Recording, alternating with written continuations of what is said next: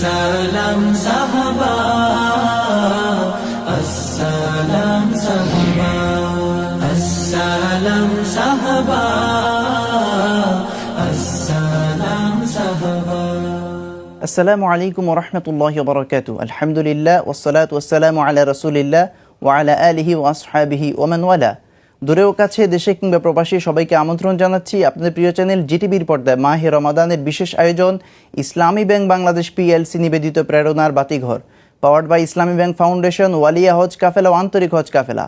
প্রিয় দর্শক, পুরো রমাদান জুড়ে আমরা আলোচনা করছি রাসূল সাল্লাল্লাহু আলাইহি ওয়াসাল্লামের প্রিয় সাহাবীদের জীবন আচার নিয়ে। আজকেও আমরা রাসূল সাল্লাল্লাহু আলাইহি ওয়াসাল্লামের দুজন সাহাবী এবং আমাদের উম্মাহাতুল মুমিনিনদের মধ্যে দুজন সাহাবীর জীবন আচার নিয়ে আলোচনা করব। আজকে আমরা আলোচনা করব হযরতে যায়নাব বিনতে জাহাশ এবং সাফিয়া বিনতে হুয়াই রাদিয়াল্লাহু তাআলা আনহুমা, ওনাদের জীবনে নিয়ে। আর এই বিষয়ে আলোচনার জন্য আমাদের স্টুডিওতে আমন্ত্রণ জানিয়েছি দেশের দুজন বিদগ্ধ ইসলামিক স্কলার।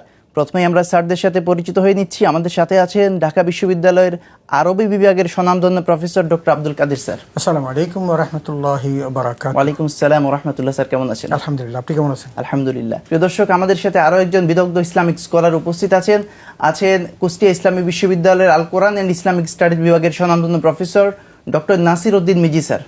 আসসালামু আলাইকুম ওয়া রাহমাতুল্লাহ। ওয়ালাইকুম আসসালাম ওয়া রাহমাতুল্লাহ। স্যার কেমন আছেন? আলহামদুলিল্লাহ আলহামদুলিল্লাহ। প্রিয় দর্শক, আমরা চলে যাচ্ছি আলোচনায়। প্রথমে আমরা ডক্টর আব্দুল কাদের স্যারের কাছে যাব। হযরতে যায়নাব বিনতে জাহাশ রাদিয়াল্লাহু তাআলা আনহুর পরিচয় একটু স্যার আপনার কাছে শুনতে চাই। ধন্যবাদ। বিজ্ঞ উপস্থাপক চমৎকার বলছিলেন। আমাদের তো রাসূল আকরাম সাল্লাল্লাহু আলাইহি ওয়াসাল্লামের সাহাবীদের জীবনী, যেগুলো প্রেরণার বাতিঘর বলা হয়, প্রত্যেকের কাছ থেকেই যেমন নবীজি বলেছেন আসহাবি কান নুজুম বিআইয়িহিম ইক্তাদাইতুম ইহতাদাইতুম। আমার প্রত্যেকটি সাহাবীর তারকা সদৃশ, তোমরা যে কোনো একজনকে যদি ফলো করো তাহলে তোমরা সঠিক পথ পেয়ে যাবে। একজন আদনা সাহাবী, যদি আদনা শব্দটা আমি ইউজ করতে চাই না, তার মানে যিনি রাসূল আকরাম সাল্লাল্লাহু আলাইহি ওয়াসাল্লামকে মাত্র পেয়েছেন, বেশি দিন তার সান্নিধ্যে থাকতে পারেননি, তিনিও পৃথিবীর মধ্যে একটা আলোকবর্তিকা। তো রাসূল আকরাম সাল্লাল্লাহু আলাইহি ওয়াসাল্লামের সাহাবী তো বটেই, সেই সাথে যদি নবীজির স্ত্রী হন তাহলে তারা তো আমাদের কাছে আরও প্রেরণা পাওয়ার।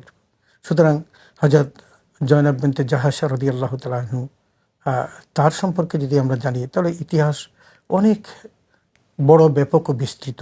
যেমন যায়নাব তিনি মক্কাতেই জন্মগ্রহণ করেন এবং অনেকেই বলেন যে 590 খ্রিস্টাব্দে তিনি জন্মগ্রহণ করেন। তার মানে রাসূল আকরাম সাল্লাল্লাহু আলাইহি ওয়াসাল্লামের জন্মেরও 20 বছর পরে জন্মগ্রহণ করেন। তো হযরত যায়নাব রাদিয়াল্লাহু তাআলা আনহা, তিনি রাসূল আকরাম সাল্লাল্লাহু আলাইহি ওয়াসাল্লামের সাথে একটা আত্মীয়তার সম্পর্ক আছে। তার বাবা এসেছিলেন উমাইয়া বংশটাকে টিকিয়ে রাখার জন্য, যেরকম বিভিন্ন জায়গা থেকে বড় পেশি শক্তির মানুষগুলোকে এনে প্রোভাইড করা হয়, ঠিক তেমনি তিনি মক্কাতে এসেছিলেন, এখানে বড় হয়েছেন। কিন্তু মা ছিলেন উমামা আব্দুল মুত্তালিবের কন্যা। দ্যাট মিনস যদি সেটা বলা হয় তাহলে রাসূল আকরাম সাল্লাল্লাহু আলাইহি ওয়াসাল্লামের বাবার বোন আর রাসূল আকরাম সাল্লাল্লাহু আলাইহি ওয়াসাল্লামের চাচাতো বোন ছিলেন যায়নাব বিনতে জাহাশ। এই যে যায়নাব বিনতে জাহাশ, তার এই যে একটা গ্লোরিয়াস লাইফ, তিনি তার প্রথম যে স্ত্রী, স্বামী, সেই স্বামী কবে মারা গেছেন এই সম্পর্কে আমাদের কাছে কোনো সঠিক ইতিহাস নেই। তবে তার সম্পর্কে যেটা জানা যায়, তার চারিত্রিক মাধুর্যটা এমন ছিল যে তিনি খুব হঠাৎ করে রেগে যেতেন, আবার খুব হঠাৎ করে শান্ত হয়ে যেতেন। একটা বিশেষ গুণ তার মধ্যে ছিল। দেখা গেছে সে রেগে গেছেন কিন্তু একটু পরে আবার তিনি শান্ত হয়ে গেছেন। আর তিনি অতিথি পরায়ণ ছিলেন এবং দানশীল ছিলেন। তিনি একটা কাজ খুব ভালো জানতেন, হ্যান্ডিক্রাফটস, আমরা যেটা আমাদের বর্তমান যুগে বলি যে হাতের জিনিসপত্র তৈরি করা, এগুলো তিনি খুব ভালো জানতেন।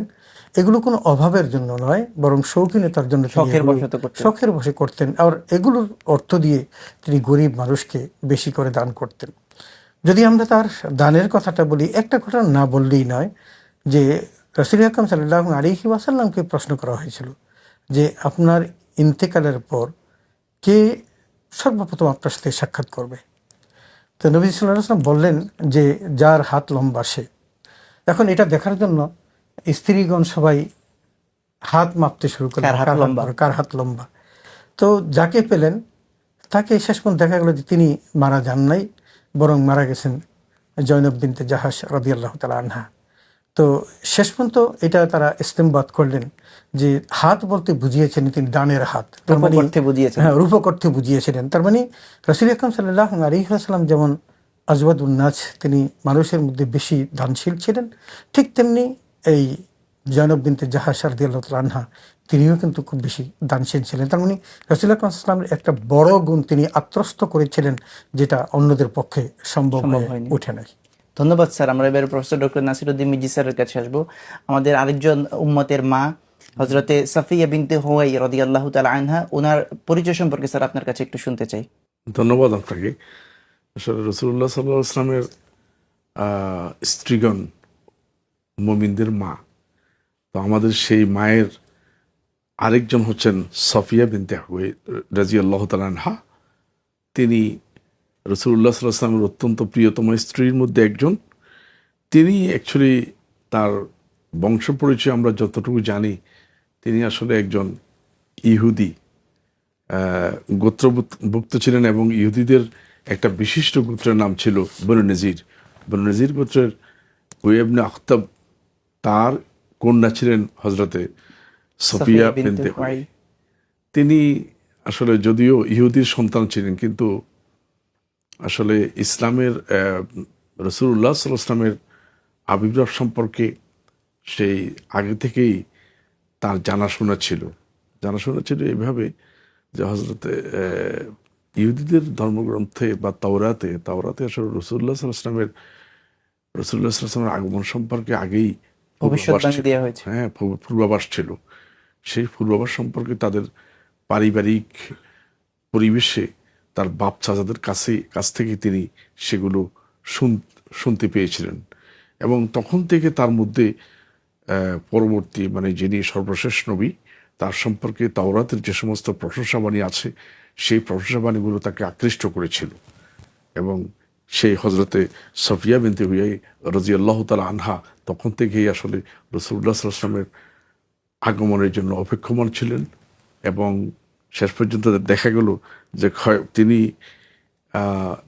তিনি আসলে তার প্রথম যে স্বামী এবং দ্বিতীয় স্বামী, কেননা এই খায়বরের যুদ্ধে তার মৃত্যু হয়, এবং মৃত্যুর পরে রাসূলুল্লাহ সাল্লাল্লাহু আলাইহি ওয়াসাল্লামের পক্ষ থেকে তাকে বিবাহের খেতবা দেওয়া হয়, প্রপোজ করা হয়। প্রপোজ করার পরে সেটা তিনি গ্রহণ করেন। হ্যাঁ, ধন্যবাদ স্যার। আমরা এবার আসবো প্রফেসর ডক্টর আব্দুল কাদের স্যারের কাছে। স্যার, হযরতে যায়নাব বিনতে জাহাশ রাদিয়াল্লাহু তাআলা আনহার জীবনের অন্যতম একটা ঘটনা হচ্ছে যে রাসূল সাল্লাল্লাহু আলাইহি ওয়াসাল্লাম পালক পুত্র যায়েদ বিন হারেসা রাদিয়াল্লাহু তাআলা আনহু, উনি যায়নাব বিনতে জাহাশকে বিয়ে করেছেন এবং বিয়ে বিচ্ছেদ হয়েছে। এই বিষয়টা স্যার আপনার কাছে একটু সংক্ষেপে শুনতে চাই। ধন্যবাদ। আসলে রাসূল আকরাম সাল্লাল্লাহু আলাইহি ওয়াসাল্লামের এই সহধর্মিণী, দ্যাট মিনস আমাদের জয়নব বিনতে জাহাশ, তিনি যায়েদ বিন হারেসার সাথে তার বৈবাহিক সম্পর্ক হয়। কিন্তু একটা ঘটনা ভুল ইতিহাস এখানে আছে। সেটা হলো এরকম যে যায়েদ বিন হারেসা রাদিয়াল্লাহু তাআলা কিন্তু সম্ভ্রান্ত ঘরের সন্তান ছিলেন। ওকাজ রাতে যখন তার বাবা মার সাথে আসলেন, তখন ছেলে ধরারা থেকে চুরি করে নিয়ে যায় এবং রাসূল আকরাম সাল্লাল্লাহু আলাইহি ওয়াসাল্লামের সহধর্মিণী খাদিজাতুল কুবরা রাদিয়াল্লাহু তাআলা আনহার চাচাতো ভাইয়ের কাছে থেকে বিক্রি করে। এবং সেই বিক্রি করার পর সে নতুন সংসারে, হযরত খাদিজাতুল কুবরার সংসারে তাকে উপঢৌকন হিসেবে দেন, এবং সেটা রাসূল আকরাম সাল্লাল্লাহু আলাইহি ওয়াসাল্লামকে খাদিজা দান করেন যে আপনার খেদমতে এই ছেলেটা থাকবে। এবং এখানে একটা মজার ঘটনা হলো, সেই যায়েদ বিন হারেসা রাদিয়াল্লাহু তাআলা আনহু তার বাবা মা খুঁজতে খুঁজতে তাকে কিন্তু পেয়ে যায়, এবং প্রায় 6-7 মাস পর পেয়ে যায়।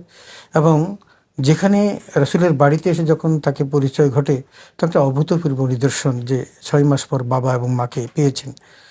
এই অবস্থায় তাদের আপ্যায়ন করে রাসূল সাল্লাল্লাহু আলাইহি ওয়াসাল্লাম যখন বিদায় দিচ্ছিলেন, যায়েদ বিন হারেসা কিছু দূর পর্যন্ত গেলেন, কিন্তু পিছন ফিরে তাকিয়ে রাসূলের চেহারা দিয়ে তাকিয়ে আর সহ্য করতে পারলেন না। দৌড়িয়ে চলে আসলেন এবং রাসূলকে জড়িয়ে ধরলেন, এবং সেই থেকে রাসূল সাল্লাল্লাহু আলাইহি ওয়াসাল্লামের সাহচর্য থেকে গেলেন। একটা সন্তান 6 মাস থাকার পর এমন কি করলেন, রাসূল সাল্লাল্লাহু আলাইহি ওয়াসাল্লাম তার ব্যক্তিত্ব কিভাবে ভালোবাসলেন সেটা প্রমাণ যায়েদ বিন হারেসা রাসূল আকরাম সাল্লাল্লাহু আলাইহি ওয়াসাল্লামের দরবার থেকে গেলেন, আর বাড়িতে বাবা মার সাথে গেলেন না। তার বুদ্ধিমত্তা ছিল, ধীশক্তি ছিল, যেহেতু বাই বর্ণ তিনি একটা আভিজাত্য পরিবারের সন্তান। যদিও রাসূল আকরাম সাল্লাল্লাহু আলাইহি ওয়াসাল্লাম তাকে দাসত্ব থেকে মুক্তি দিয়েছেন। তো 625 খ্রিস্টাব্দে রাসূল আকরাম সাল্লাল্লাহু আলাইহি ওয়াসাল্লাম জয়নব বিন জাহাশকে জায়েদের সাথে বিয়ে দেওয়ার ব্যবস্থা করলেন এবং প্রস্তাবটা নবীজি নিজেই দিলেন। কিন্তু তখনকার প্রথাগত যে বিধান ছিল সেই বিধান অনুসারে একটা জায়েদ, সে যদিও এখন মুক্ত কিন্তু একসময় গোলাম ছিল, এই সম্ভ্রান্ত করে একটা কন্যা তার সাথে বিয়ে বন্ধনে আবদ্ধ হতে পারে না। কিন্তু তাকে তো রাসূল সাল্লাল্লাহু আলাইহি ওয়াসাল্লাম প্রপোজ করেছেন জায়েদের জন্য। তো এই যখন অবস্থা, সে যখন প্রত্যাখ্যান করলেন, তখন আল্লাহ রাব্বুল আলামিন কোরআন কারীমের একটা আয়াত নাযিল করলেন, ওমা কানা লিমুমিনিন ওয়ালা মুমিনাতিন ইযা কাদাল্লাহু ওয়া রাসূলুহু আমরান আইয়াকুনা লাহুমুল খিয়ারাতু মিন আমরিহিম। স্পষ্ট জানিয়ে দিলেন, আল্লাহ এবং তার রাসূল যদি কোনো ফয়সালা করে, তাহলে সেই ফয়সালার উপর হাত দেওয়ার অধিকার পৃথিবীর কোনো মানুষের নেই, থাকতে পারে না। এই যে সে তাহলে মুমিন থাকবেন না। তো এই কথা যখন বললেন, সে বুঝতে পারলেন, তারপর বিয়েতে রাজি হলেন এবং বিয়েটা অলরেডি হয়ে গেল। 2 বছর সংসার হলো, কিন্তু কোনোভাবেই বনিবনা হচ্ছে না। রাসূল আকরাম সাল্লাল্লাহু আলাইহি ওয়াসাল্লাম জায়েদকে বুঝালেন এবং বললেন, তুমি এটা কন্টিনিউ করে যাও। কিন্তু তিনি চেষ্টা করলেন, কিন্তু যখন দুবয়ের পক্ষ থেকে সেপারেশনের একটা সিদ্ধান্ত হয়ে গেল, তখন তিনি রাসূল আকরাম সাল্লাল্লাহু আলাইহি ওয়াসাল্লামকে বললেন, ইয়া আল্লাহ রাসূল, আমরা দুজনেই চাই এখন মুক্ত হয়ে যেতে, সেপারেট হয়ে যেতে। এবং তারই মধ্য দিয়ে তাদের 2 বছরের সংসার জীবনের অবসান ঘটে এবং জায়েদ বিন হারেসা রাদিয়াল্লাহু আনহু এবং জয়নব বিনতে জাহাসের মধ্যে বিবাহ বিচ্ছেদ ঘটে যায়। ধন্যবাদ স্যার। আমরা বাকি আলোচনায় ফিরবো বিরতির পর ইনশাআল্লাহ। প্রিয় দর্শক, সময় হলো ছোট্ট একটা বিরতির। ইনশাআল্লাহ খুব সহসায় ফিরছি, ততক্ষণ আমাদের সঙ্গেই থাকুন। সুবহানাল্লাহি বিহামদিহি, সুবহানাল্লাহিল আযীম। সালাম সাহাবা। প্রিয় দর্শক, ফিরে এলাম বিরতির পর। আপনাদের প্রিয় চ্যানেল জিটিভির পর্দায় মাহে রমাদানের বিশেষ আয়োজন ইসলামী ব্যাংক বাংলাদেশ পিএলসি নিবেদিত প্রেরণার বাতিঘর, powered by Islami bank foundation, ওয়ালিয়া হজ কাফেলা ও আন্তরিক হজ কাফেলা। আজকে আলোচনা করছিলাম আমাদের দুজন অনুকরণীয় নারী, যারা আমাদের মা, উম্মাতের মা। আমরা এ পর্যায়ে প্রফেসর ডক্টর নাসিরউদ্দিন মিজি স্যারের কাছে, স্যার আমরা সাফিয়া বিনতে হুয়াই রাদিয়াল্লাহু তাআলা আনহার জীবনী নিয়ে আলোচনা করছিলাম। ওনার সাথে রাসূলের বিবাহ এবং উম্মাতের জন্য কি শিক্ষা হতে পারে, অনুকরণীয় কি আদর্শ হতে পারে? রাসূলুল্লাহ সাল্লাল্লাহু আলাইহি ওয়াসাল্লামের সাহাবায়ে কেরামে প্রত্যেকেই আমাদের জন্য আদর্শ। বিশেষ করে উম্মাহাতুল মুমিনিন যারা, তারা তো সর্বাগ্রে আদর্শ হওয়ার দাবিদার। সেক্ষেত্রে হযরত সাফিয়া বিনতে হুয়াই রাদিয়াল্লাহু তাআলা আনহা, তার আমরা জানি যে তিনি একটা ইহুদি পরিবারের সন্তান ছিলেন। রাসূলুল্লাহ সাল্লাল্লাহু আলাইহি ওয়াসাল্লামের সাথে তার বিয়ে হওয়ার আগে তার যে স্বামী ছিলেন, তিনি খায়বার যুদ্ধে নিহত হন। খায়বার যুদ্ধে নিহত হওয়ার পরে রাসূলুল্লাহ সাল্লাল্লাহু আলাইহি ওয়াসাল্লাম তাকে প্রপোজ করার পরে, প্রস্তাব দেওয়ার পরে তার সাথে হযরত রাসূলুল্লাহ সাল্লাল্লাহু আলাইহি ওয়াসাল্লামের বিয়ে হয়।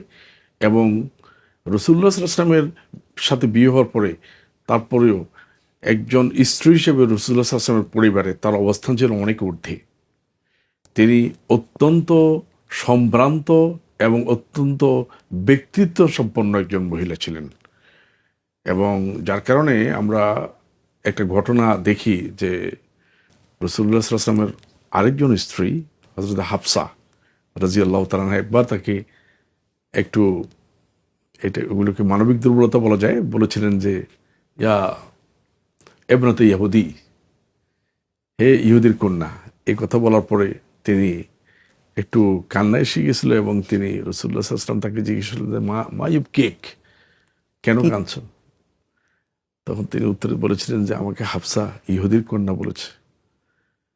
তখন হযরত রাসূলুল্লাহ সাল্লাল্লাহু আলাইহি ওয়াসাল্লাম তাকে বললেন, তুমি কেন বললে না যে তুমি হচ্ছ একজন নবীর কন্যা, একজন তোমার বাপ হচ্ছেন একজন নবী, তোমার চাচা হচ্ছেন একজন নবী, এবং তুমি আরেকজন নবীর স্ত্রী।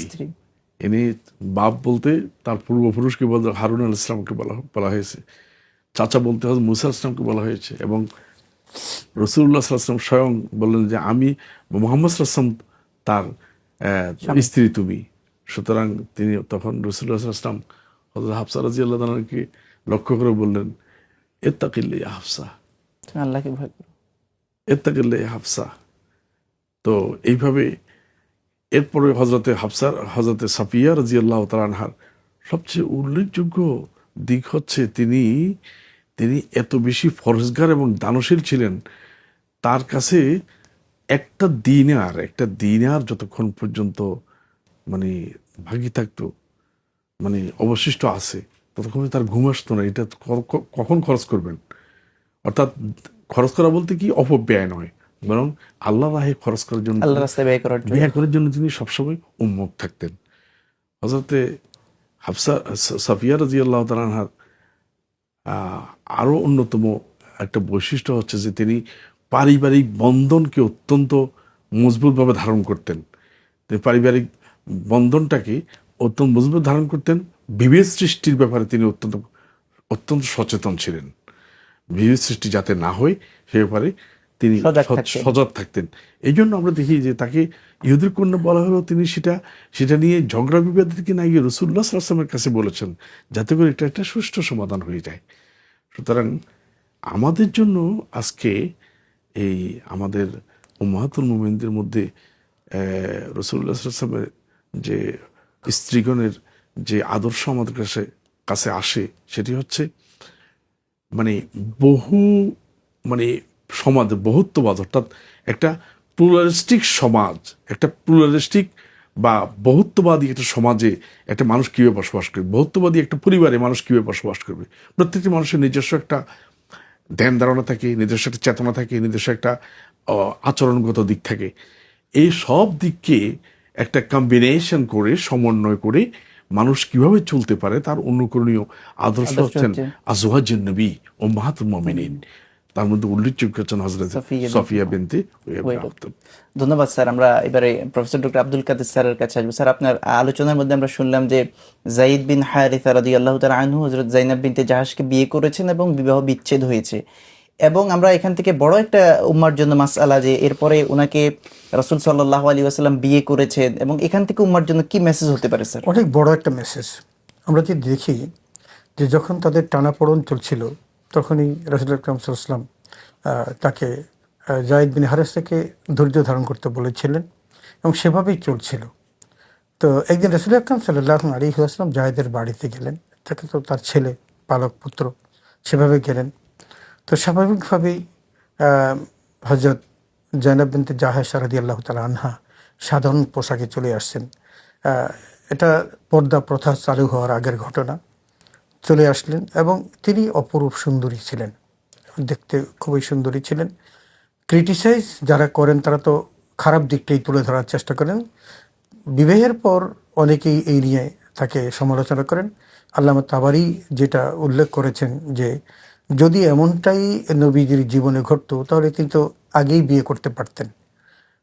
যেহেতু আগে বিয়ে করেন নাই, সুতরাং তিনি তার লোভ, ওই প্রেমে পাগল হয়ে বা তার সৌন্দর্য থেকে বিয়ে করেনি, বরং আল্লাহর পক্ষ থেকে বিধানটা এসেছিল। সেটা হলো এরকম, তখনকার যে কৈলিন্য প্রথা ছিল, তার মানে বড় ঘরের মেয়েরা ছোট ঘরের মেয়ের সাথে বিয়ে বসে না। আরেকটা ছিল যে ছেলে যেভাবেই হোক না কেন তাকে ছেলের মতো মর্যাদা দিতে হবে, ছেলের বউকে বিয়ে করা যাবে না, এরকম একটা প্রথা তখন চালু ছিল। আল্লাহর পক্ষ থেকে সেই প্রথা রহিত করার একটা বিধান আসলো, সিদ্ধান্ত আসলো এবং রাসূল আকরাম সাল্লাল্লাহু আলাইহি ওয়াসাল্লামকে নির্দেশনা দিলেন। কিন্তু নির্দেশনা দেওয়ার আগে যখন যায়েদ বিন হারিসার ঘরে যখন হযরত যায়েনব বিনতে জাহাশ ছিলেন, তখনই আল্লাহ রাব্বুল আলামিন রাসূল আকরাম সাল্লাল্লাহু আলাইহি ওয়াসাল্লাম কিছু গোপন করছেন। তার মানে তিনি যেহেতু ঘরটা ভাঙবে, টিকবে না এবং যায়েনব বিনতে জাহাশকে কে বিয়ে করবে, তাহলে আমি বিয়ে করি, এরকমটা মনে যখন ছিল, এটা পৃথিবীর কেউ না জানলেও আল্লাহ জাল্লা শাহ তিনি কিন্তু জানতেন। এজন্য কোরআনুল কারীমের একখানা আয়াত নাজিল করে আল্লাহ জানিয়ে দিলেন, হে মুহাম্মদ সাল্লাল্লাহু আলাইহি ওয়াসাল্লাম, আপনি যা গোপন করেন এই গোপন কিন্তু আল্লাহ ফাঁস করে দিবেন। তার মানে আপনি এখন বিয়ে করতে চাচ্ছেন না। এর আরেকটা কারণ ছিল, কারণ তখন কাফির মুশরিক এবং খ্রিস্টানদের সাথে ত্রিমুখী সংঘর্ষ ছিল। রাসূল আকরাম সাল্লাল্লাহু আলাইহি ওয়াসাল্লাম সবে মাত্র ইসলামকে তিনি প্রচারের মধ্যে নিয়েছেন। এখন যদি এরকম একটা ঘটনা ঘটে যে ছেলের মেয়েকে বউকে বিয়ে করেছেন, তাহলে অনেক বড় ধরনের সমালোচনা হবে, একটা ডিজাস্টার হবে, যে রাসূল আকরাম সাল্লাল্লাহু আলাইহি ওয়াসাল্লামের এই দাওয়াতি কাজে মেহনতে বিঘ্ন ঘটবে।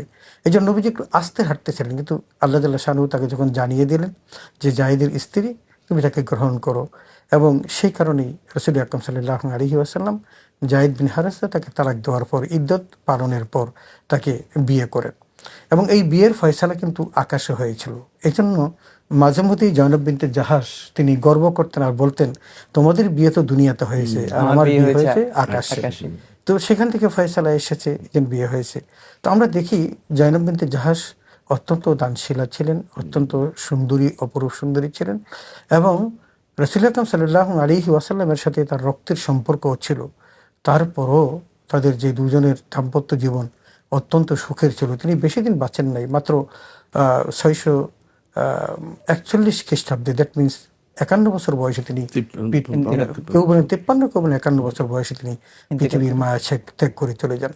তো আমরা তার জীবন থেকে যেটা শিক্ষা পাই সেটা হলো এই, আমরা বেশ অনেকগুলো সাহাবীদের জীবন দেখেছি, উম্মাতুল মুমিনের জীবন দেখেছি, এবং তারা আমাদের নাসির মির্জা ভাই যে যার কথা বললেন, তিনিও কিন্তু বিবাহিতা ছিলেন। অনেকগুলো নারী যারা বিবাহিতা, রাসূল আকরাম সাল্লাল্লাহু আলাইহি ওয়াসাল্লাম তাদের বিয়ে করেছিলেন। নবীজির জন্য কাফের মুশরিকরা আরবের সেরা সুন্দরী নারীদেরকে অর্পণ করতে চেয়েছিল। একটা জিনিস এই বিনিময় ছিল, দিনের দাওয়াত দিতে পারবে না, তুমি যা চাও, অর্থ সব দেব, সম্পদ দেব, সুন্দরী তাও দেব, রাজত্ব তাও দেব, কিন্তু সব তিনি পায়ে মারিয়ে দিনকে বেছে নিয়েছিলেন। তার বিরুদ্ধে যদি এই সমস্ত কথা বলা হয়, তাহলে এগুলো ইসলামী ইতিহাসেও টিকবে না, মানুষের সাধারণ সেন্সে, কমন সেন্সেও টিকবে না, যে যার জন্য এত সব কিছু প্রয়োজন আছে সেই কেন এই বিবাহিতা নারীদেরকে বিয়ে করবেন। প্রত্যেককে তিনি বিয়ে করেছেন প্রয়োজন বোধে, এবং প্রত্যেককে বিয়ে করার পিছনে মহান রবের একটা ইঙ্গিত ছিল, হিকমা ছিল এবং ইঙ্গিত ছিল, যার কারণেই তিনি তাদেরকে বিয়ে করেছিলেন। এখানে একটা খুব গুরুত্বপূর্ণ একটা বিষয় আছে আসলে। একটা দেখেন, এখানে আল্লাহ রসুল হজরতে যায়েদ বিন হারেসা রাদিয়াল্লাহু তাআলা আনহুর স্ত্রী, তাকে বিয়ে করেছেন। বা স্বাভাবিকভাবে কথা যারা ইসলামের সূত্রে বলার সুযোগ আছে, মুনাফিকরা বলা শুরু করলো, যে কিন্তু আল্লাহ সুবহানাহু ওয়া তাআলা স্বয়ং সেটা নিজে খণ্ডন করে দিয়েছেন কোরআন শরীফের আয়াত দিয়ে। মা কানা মুহাম্মদ আবা আহাদিম মির রিজালিকুম ওয়ালাকিন রাসূলুল্লাহি ওয়া খাতামান নাবিয়্যিন। অর্থাৎ পালক পুত্র কখনো মানে সন্তান নয়, পালক পুত্র আপনার পুত্র নয়, এটা কোনো সম্পর্কের মধ্যেই পড়ে না। এটা স্বাভাবিক একটা সামাজিক সম্পর্ক। তার মানে স্যার ওই জাহেলি সমাজের যে ওই রীতিটা ছিল ওটাকে ভেঙে দেওয়ার জন্য উম্মার জন্য প্রণয়ন করেছেন নবী আলাইহিস সালাম। আজকের দিনেও শরীয়তের বিধান কি, কোনো মানুষ নিঃসন্তান, সে ছেলে পালে, মেয়ে পালে, কিন্তু মেয়ে যদি পালে, সে মেয়ে যখন সাবালিকা হয়, বাবার জন্য তার সাথে পর্দা করা ফরজ, আর যদি ছেলে পালে তাহলে মায়ের জন্য পর্দা ফরজ। সুতরাং সেখানেই তো ডিসাইড হয়ে গেল যে শরীয়ত কখনো এই পালক ছেলে এবং মেয়ে এগুলোকে স্বীকৃতি দেয় না। স্যার আল্লাহ তাআলা আমাদের প্রত্যেকের জীবনে আমল করার তৌফিক দান করুন। আপনারা অনেক ব্যস্ততার মাঝে আমাদের স্টুডিওতে উপস্থিত হয়েছেন, স্যার আল্লাহ তাআলা আপনাদের উত্তম জাযা দান করুন। আমিন। প্রিয় দর্শক, আজকের অনুষ্ঠান শেষ করতে হচ্ছে। ইনশাআল্লাহ দেখা হবে আগামী পর্বে একই টেলিভিশনের পর্দায় একই সময়। ততক্ষণ পর্যন্ত আল্লাহ রাব্বুল আলামিন আমাদের সবাইকে ভালো রাখুন, সুস্থ রাখুন। সুবহানাকাল্লাহুম্মা বিহামদিকা আশহাদু আল্লা ইলাহা ইল্লা আনতা আস্তাগফিরুকা ওয়া আতুবু ইলাইক। ওয়াসসালামু আলাইকুম ওয়া রাহমাতুল্লাহি ওয়া বারাকাতুহু। আসসালাম সাহাবা, আসসালাম সাহাবা।